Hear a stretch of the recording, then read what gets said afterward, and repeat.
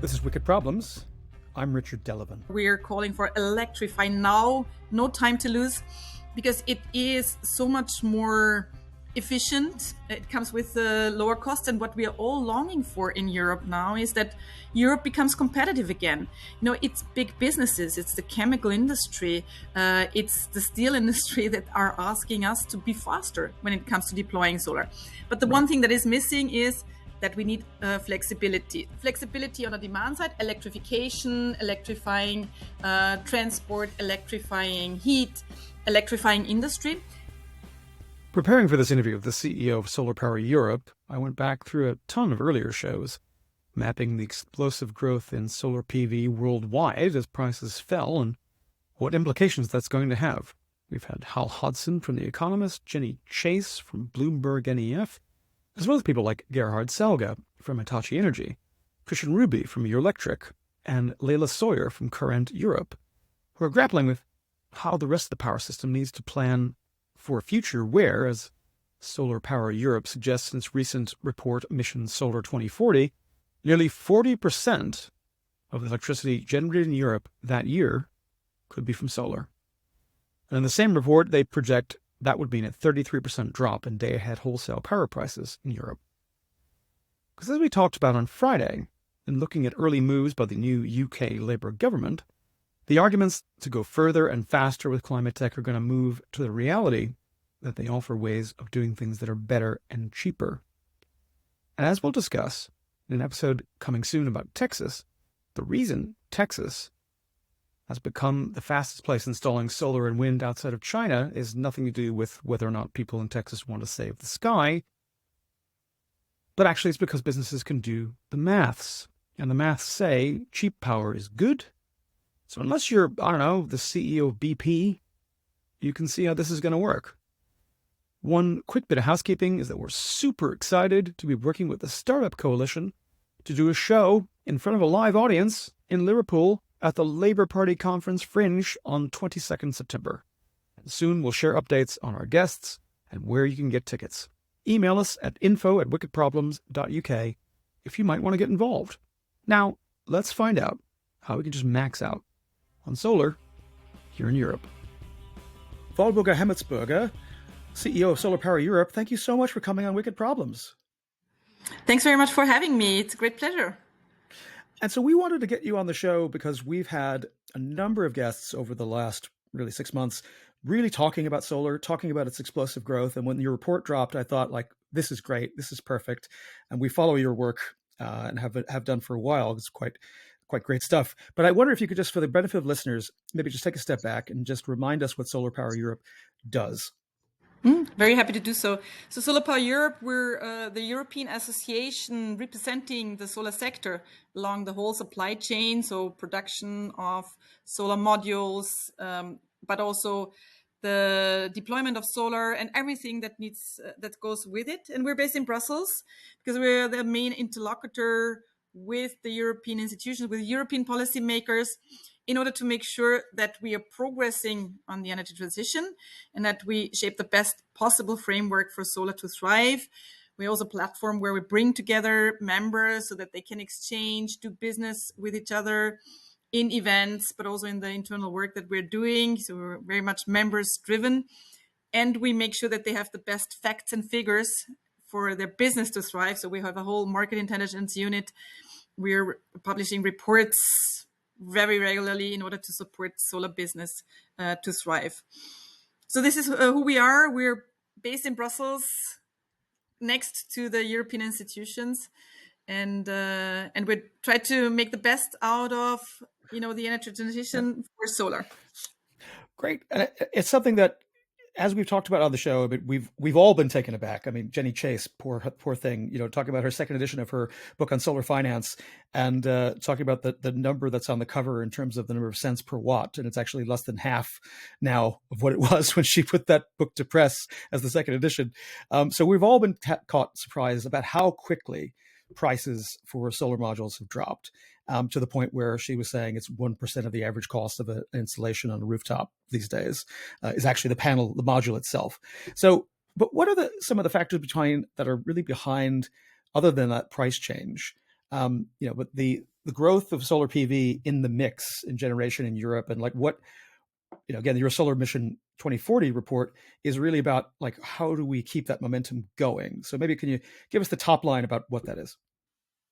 Indeed, prices are one factor, but maybe just take a step back and put a number on the growth that you were referring to. So in the last 2 years, we installed more than 100 gigawatt of solar in Europe. And to put that in perspective, that's more than 30 million additional homes that we have been able to power with clean and cheap electricity. With that, and the growth is continuing. Last year we installed 60 gigawatt. This year it will be more, and soon we will install 100 gigawatt per year. In order to, and that's the kind of growth we're looking at. So indeed, price, you mentioned it already, is one of the factors. But it's not everything. I do think that the versatility of solar also plays an important role. You can install it everywhere. You have ground-mounted solar, the big solar plants, but then you have solar on the roofs. You can install it on hospitals, on schools, on homes. You have agri-PV, where you're combining agricultural production with PV. Floating PV, you can install it on artificial water reservoirs, and so on and so forth. During the crisis, we've also seen people installing solar on their balconies. So it is very versatile. That's another element why we have seen that growth, and then it's installed relatively quickly. If you compare it with other technologies, it's just going very fast. I mean, the one bottleneck when it comes to being fast is permitting, obviously, and grid connection. We come to that. But more generally, you can install solar extremely fast. And it's a technology that, again, it's kind of bounced around about where some of the innovation had been actually created, versus where it's scaled in terms of manufacture. Europe was at one point, the leader in manufacturing for a lot of solar modules. There's a lot of tech development that I know that you're over in terms of being aware of some of the details. Is it too late for Europe to continue to play a major role in terms of the manufacturing of this stuff? I do hope not, and we're working on it.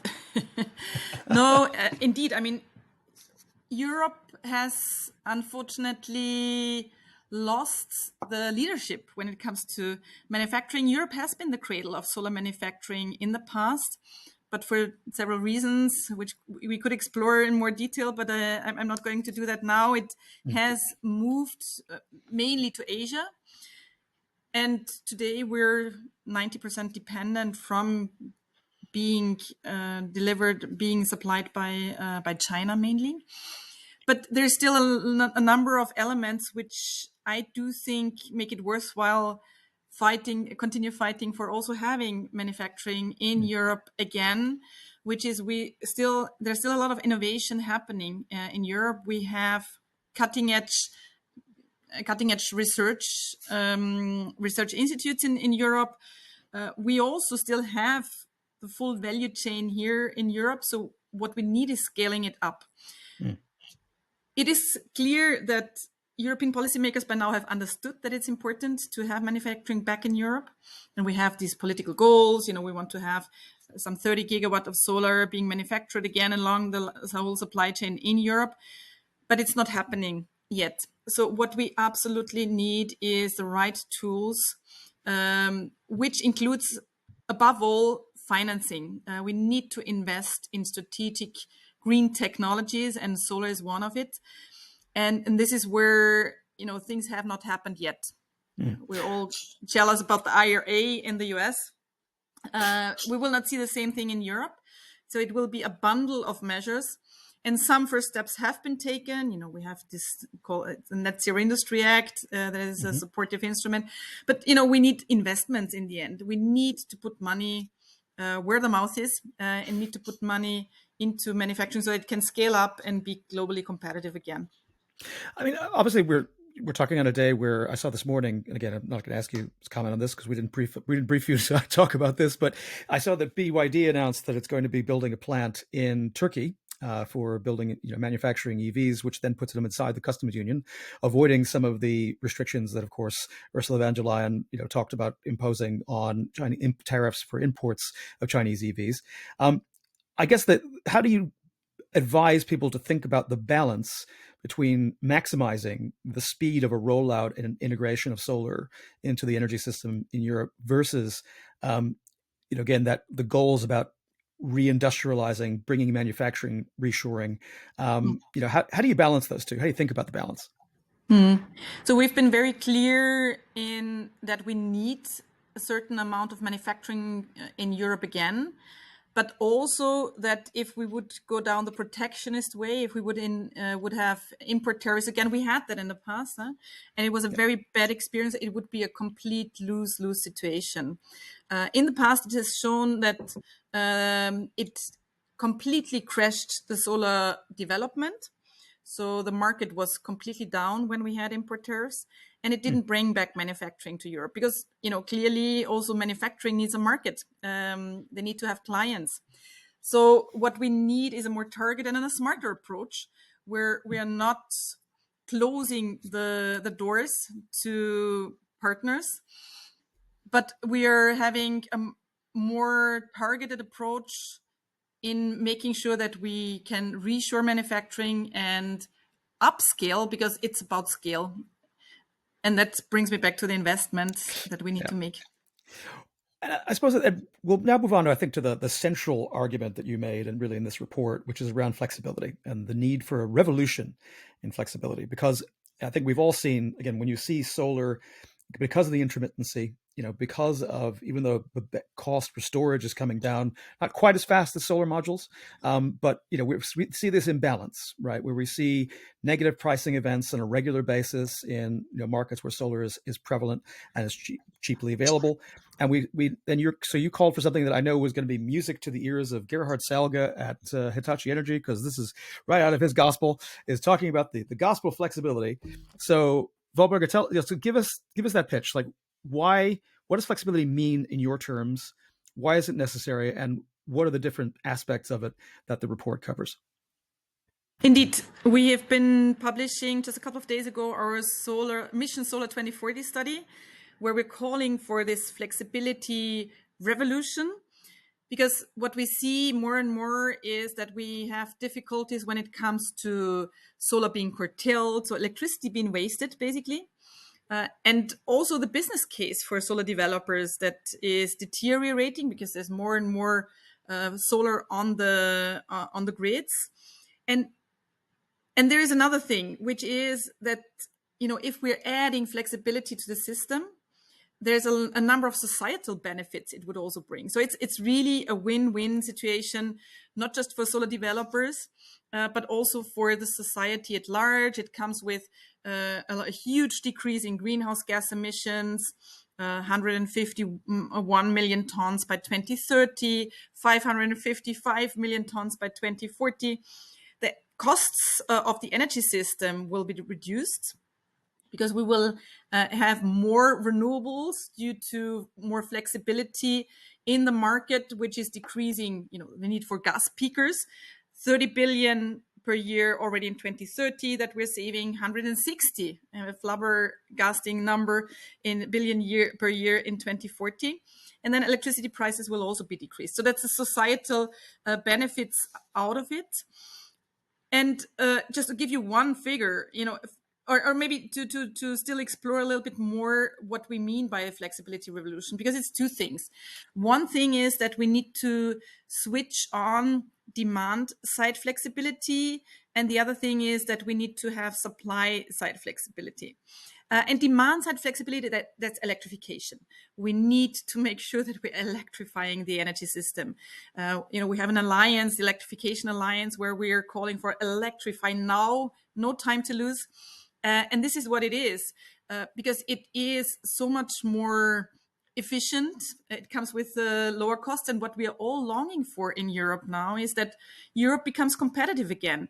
It's big businesses. It's the chemical industry. It's the steel industry that are asking us to be faster when it comes to deploying solar. But the one thing that is missing is that we need flexibility. So flexibility on the demand side, electrification, electrifying transport, electrifying heat, electrifying industry. And the other side, the supply side, is that we need to have more storage. Demand response plays a role, but also hydrogen. And it's huge. Just to give you a figure, batteries will play a very important role in switching on flexibility on the supply side. What we need, for example, on the battery side, is that we will be growing batteries 20-fold. So from the 36 gigawatt hours we have today, we need to see some 780 gigawatt hours by 2030. So there's huge investments to be made. But as you said, also there, the prices have gone down. And what we already see is that solar plus storage, solar plus batteries is cheaper than gas peakers. So there's on the cost side, it's a no-brainer. But then obviously there's still a couple of challenges ahead that we need to overcome. And with that, I mean, I suppose on the demand flexibility side, obviously the electrify now, do everything you can as soon as you can, totally get that. And for most people, they kind of intuitively understand what that means on the residential side when it comes to, when you allow your EV to be charged, or, when your heat pump is turned on or off, or when your cooling system, if you have that, is turned on or off. But it's something that people don't like to think about. Whereas businesses that are higher, kind of have high spikes in demand, or even now, data centers, which, for training an AI model, you have data centers used to be really boring as customers because they were just like super steady state in terms of demand, in terms of load. And basically now it's completely stochastic. Like they have crazy spikes to the point where the rest of the grid needs to be protected from the data center, whereas it used to be the opposite of that kind of flux. So how receptive have you found in terms of outside, talking to people in other sectors, particularly on the business side, talking to your Microsoft, your Google? How flexible have they been? Are they willing to be open to this kind of conversation? Like, seriously, you could shift load, or your aluminum smelters, which were heavily affected by the spike in electricity prices after the invasion of Ukraine, et cetera. Like, and do you think on the residential side, there's a much broader conversation that has to happen? Smart meters can do some of it, but getting people to opt in as a rule, to say, yeah, I'm happy to have someone other than me decide some of these things because I trust you. Like that's a big thing for consumers to kind of feel and give up that feeling of control. So that's two things: the business side and the domestic side. How do we deal with that? So, I mean, there's on the business side, there's definitely interest because there's a business angle to it. What we still need more generally is incentives for both sides in order to pick up storage and in order to really engage on it. On the households and on the residential side, I do think that digitalization will play a major role. So we need to make it easier for consumers to have more flexibility and to really not just optimize their different parts of the system on their own, but then also make sure that for the energy system, it is beneficial. So we need to make sure that processes are digitalized, that devices are communicating with the grids, that the grids can take advantage of all this flexibility which is in the system, and that needs incentives, that needs time of use grid tariffs, for example, that also needs the procurement of flexibility on the grid side. So we need to incentivize grids to also think about flexibility much more than just building cables and further building the grid, which is also important, obviously. So I'm not saying it's not important, and having flexible grid connection agreements with the grid. And there's a whole lot of other things, but it all starts with digitalization. So we need to much more digitalize processes and have devices communicate with each other. And then on the industry side, I mean, what we hear is like we need renewables 24/7. We need to unleash the huge potential that we have, and that again, on a system level, that has to do with incentives for grid operators to procure flexibility. There's a couple of barriers still that needs to be eliminated, like double grid charges, so that it makes sense for storage, co-locate storage. At the moment, it's still either not possible that you have a solar plant which is co-located with wind and with storage. So we need to have all of that together. to take advantage of the complementarity of these technologies. Sometimes it's possible, but even when it's possible, you cannot stack revenues, and that is something that's still missing. There's also a lot of different standards when it comes to batteries all over Europe. So that's getting back to, we need an internal market that is truly internal and doesn't have barriers.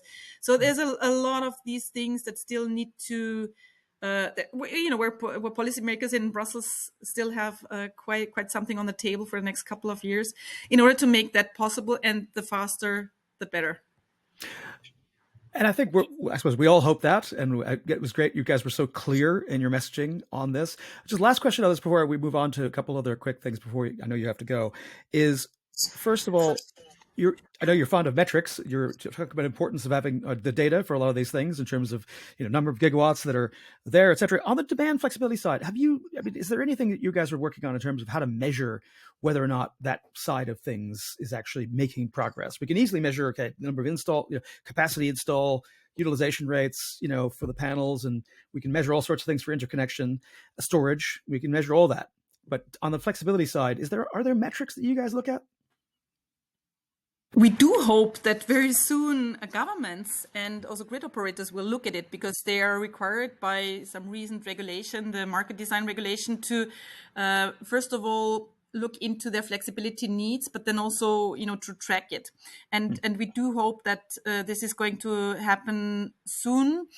More generally, we are worried by the pace of electrification. It has been stagnating in the last couple of years. We're at around about 22-23% of electrification in terms of the total energy system, and we need to be much faster. We need to be at 35% by 2030 and 50% by 2040 already. So we need to electrify at a much faster pace if we want to remain competitive. And this is what we are seeing yet. So also there needs to be some KPIs that governments are following, because only what gets measured can then also, be pursued in a very serious way.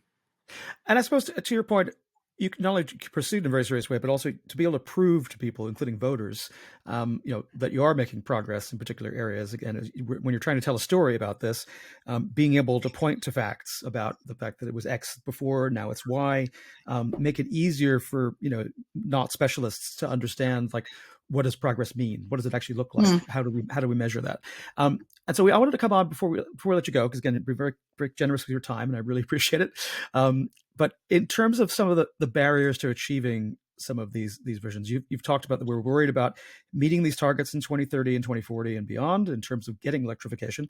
But some of the things that are holding us up on that, we've just come through an election here in the UK, where I was just amazed to see that the former head of the Climate Change Committee, Chris Stark, has just accepted a role in government, which I'm so excited for him. And I suppose he's been really clear about some of the challenges he's going to face in trying to get people focused on the reality about how you do some of this stuff, as opposed to the types of arguments we've seen, some of them from governments, raising concerns. Whether they're being ingenuous about that or not entirely is a different question. But saying, like, for example, solar farms are bad at a certain scale if they take up other land that could otherwise be used to grow crops, because that's bad, and therefore you're endangering food security. I actually heard a conservative MP say this at an event. Food security is being endangered if we overbuild on solar farms, which I what do you say to someone who says that? Yeah, first of all, it's great to see Chris being part of the UK government now. On your question, it is very clear that we have to tackle misinformation, and that is one of the misinformation bits and pieces that are floating around, because it is true that solar plants are using land, but the panic that some want to distribute is completely weird, because if you look at the facts and figures, it is a very tiny fraction of land that we are using now, and also in the future, the more we are growing. Just to give you some proof points on that. There's 5 times more land used for golf courses in the UK than for solar today. And even in the future, when we're growing further, it will still be 2 times more golf courses than solar. So you can then, make your judgment whether that, and still that is a very tiny fraction of the total land in the UK. And that's a little bit similar in other European countries. So I do think what we need to make sure is that we're, making sure that facts and figures are distributed, but also that we are getting the benefits of the energy transition, the benefits of solar to all communities. And talking about farmers, what we are promoting a lot is agri-PV, where you're combining agricultural production and energy production, which comes with a number of benefits. But one of the benefits is also that you're providing more revenues to farmers without having a seriously negative impact on food production. So these are all things where we have been working on that already, but we need to continuously work on it and probably intensify the work we're having on it and get those facts and figures out and get in touch even more with all communities, with citizens, in order to make sure that everyone understands and profits from the benefits of the energy transition. And then final question before we let you go. I mean, one of the things that has come across in your communications, your messaging for at least a year, probably longer, has been being very clear about calling curtailment, calling basically when we have these moments where you have more ability to generate electricity, whether by solar or other means, than you can actually put onto the system, and therefore it gets curtailed. And you guys have been very admirably clear in calling that waste. Do you worry that as the percentage kind of penetration of renewables goes up, because like everyone loves saying these great numbers, we're going to 3x renewables by 2030, we're going to have 2x of onshore wind, 3x of solar, 4x of offshore wind, and that all sounds great. But if you don't do the other things that you're recommending on the flexibility side, on the transmission side, on the distribution side, on the storage, most importantly, do you run the risk that this becomes a political issue? You have people running headlines saying X amount was wasted. We built all this stuff, right? And so thinking of certain types of media outlets or certain types of politicians who might come out and say, see, we told you this was a bad idea. We told you it was going to be wasted. And look what you guys messed up. And therefore, the voters have been cheated out of blah, blah, blah, blah, blah. So do you worry that's going to be a more salient issue in the coming years? I mean, there's certainly a risk, all the more that we see more far right-wing parties coming into office. And this is why we need the flexibility revolution in order to make sure that there is no waste, or the waste is considerably being reduced. But also what we need to make people understand is that there is no alternative to renewables. And we need to tackle the issues that we have at hand with more flexibility, with more grids, just because, competitiveness of Europe depends on whether we have abundant renewables. This is what business is telling us. And this is what we have also seen during the energy crisis, where renewables have been saving the continent and where the energy bills of households have also been reduced for those who had direct access to renewable electricity. Because, what we face is otherwise complete dependence on fossil fuels. That's something that we do not want. If we talk about nuclear, there's a couple of projects going on, but we will not get access until 2040, most likely.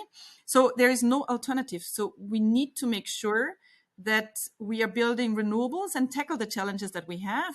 The good thing is we have solutions to it.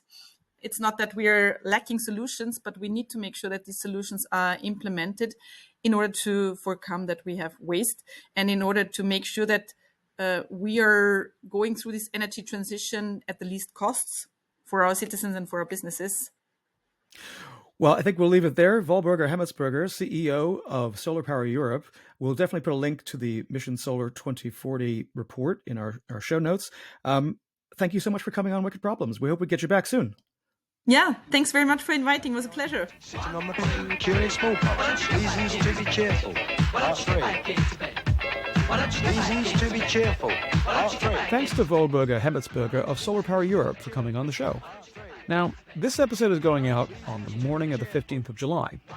And for many of our listeners here in England, this is either going to be a morning of bliss or of despair. And either way, probably coming with some serious hangover. But we recorded that before the outcome of the Euro 2024 football final was known, so we thought we'd find an outro track that might cover both eventualities, and that's also why we chose this topic. There's quite a lot to be cheerful about. When it comes to solar. Over to you, Theo. If you enjoyed this conversation, please share it and leave us a rating and review on Apple Podcasts or Spotify. It helps others find the show. For an ad-free experience, consider becoming a paid subscriber at wickedproblems.earth. You'll get our newsletter, show notes, and exclusive content. Wicked Problems explores the intersection of people, politics, technology, and capital, and whether it creates a future you'd want to live in. Wicked Problems is written and edited by Richard Delavan, with production assistance from me, Theodore Delavan. Special thanks to Suncharmer for our phenomenal theme music. Thanks for listening. Yes, yes, dear, dear. Perhaps next year, or maybe even never. In which